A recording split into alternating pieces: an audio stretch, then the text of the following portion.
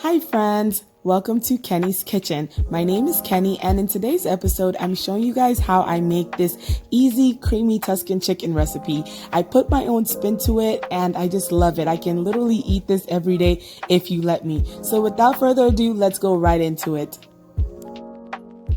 Alright, here are all the ingredients you'll need to make this dish. On the left, I have grape tomatoes. Usually this recipe calls for sun-dried tomatoes, but I did not have any of that on hand, so I just make do with what I have. Use 3 cloves of garlic, some classic creamy Alfredo sauce, and then the star of our dish is our chicken breast, or you can use any cut of chicken you have. I also used some spinach along with some spring salad mix. And then for some creaminess, I used cream cheese and Monterey Jack cheese. Finally, to top and garnish for serving, I just used some Parmesan cheese, freshly grated as well. That just adds a nice final finishing touch to it. Then moving along to our skillet, I just have here butter and some garlic, and we're just gonna call this brown butter because I think you kind of know why I'm calling this brown butter. But I'm going ahead and adding my chicken breast, and as soon as I add my chicken breast, we're gonna go ahead and just saute everything. Y'all, I know that brown butter, hint hint, wink wink, I know that brown butter is kind of looking a bit burnt right now, but it's all good, it's okay. We're gonna just turn everything up and then add our seasonings. So just, it's coming along, y'all. So to season my chicken, I have here garlic salt, some Creole's Tony seasoning. I know I'm making Tuscan, but y'all, this Tony seasoning, I love it. So good. And then I have here my accent seasoning. Y'all, I will have to tell you about this accent seasoning at a later time because it is amazing.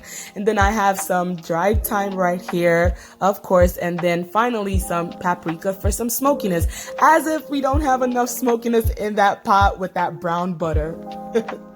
I want to show you guys the quantity of seasonings that I add to this. Now, I will admit I am very heavy-handed with my seasonings. What can I say? I love flavorful food. So I started with some smoked paprika, then I moved on to dried thyme. The typical recipe calls for Italian seasoning, but I don't have that. I just used my dried thyme and it worked out fine. Tasted amazing. Then I moved on to one of my favorite seasonings, the accent. Y'all, I can't wait to tell you guys all about this accent flavor enhancer, one of my all-time favorites. And then I used some Tony's Creole seasoning. Now I know I'm making Tuscan chicken, but you know, we like to mix things up around here, mix up Tuscan and then Creole, why not? Finally, I added some garlic salt. I know I did add some crushed up garlic earlier on with our brown butter, but you just never have enough garlic, right? So I'm gonna go ahead and mix everything up all together.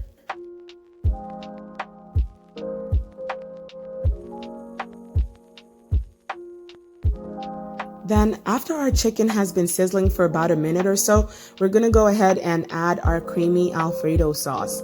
I went ahead and added just a little bit of water to this just to loosen it up a bit.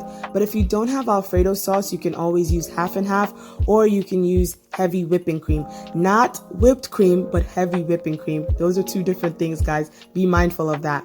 And finally, I'm just combining everything and just admiring how glorious this looks. Chicken, cheese, cream, sign me up. It looks so good.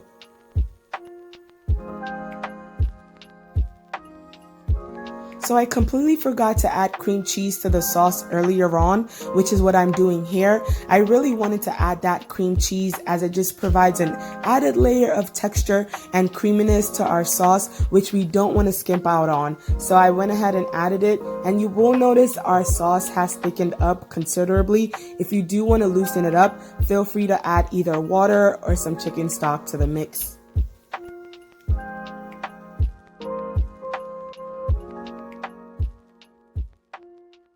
Next, after the cream cheese dissolved, I went ahead and added the grape tomatoes.